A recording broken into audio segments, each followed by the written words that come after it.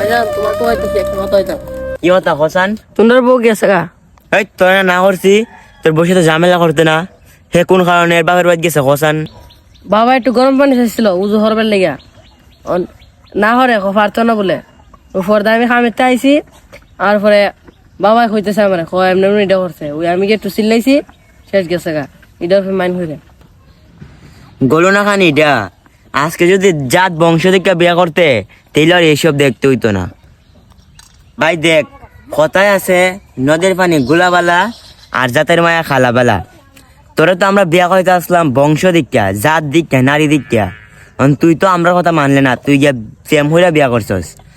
বিয়া করছ তুই গিয়া তাকছ আবার ঢাকা, তাই ঢাকার চলাফেরা শিখছে। শ্বশুরে কাছে পাইছে না, শাশুড়িরা কাছে পাইছে না। এরারে কাছে পাইলেস না, এরা কেদমত করা শিখতো। তো আইছো আবার গ্রাম ইলা শহর তাই কাছে পাইছে না। ইলার হৌর রে এরারে ফাইলেস নে, এরা কদরটা বুঝতো। এখন আমি তো ইলারে দোষী না, দোষ হইল তোরে। আজকে তো তোর কারণে এই অবস্থা। আমার কি দোষ? আমি কিটা করতাম? মা তুই কিতা করতে মানে?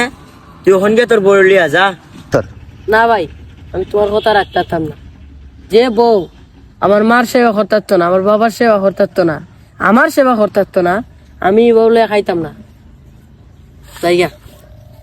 এই কি করছে এগুলা খারা? না ভাই, আমি লড়লে খাইতাম না। আই রে ভাই, এখন তুই বুঝছত। আর আগে তোর বারবার কইছি বুঝছত না। আর এখন তোরে কিতা দোষ দিতাম? ওখানে বর্তমান সমাজ তৈরি এরকম, সংসারের দায়িত্ব নিতে পারবো নি, শ্বশুর শাশুড়ি খেদমত করতে পারবো নি, এদিকে কোনো চিন্তা ভাবনা নাই। কিছুদিন সংসার করার পরে বুঝতে পারে এবং তখন সংসারটা ভেঙে যায়। আর এই হইলো আমাদের বর্তমান সমাজের পরিস্থিতি।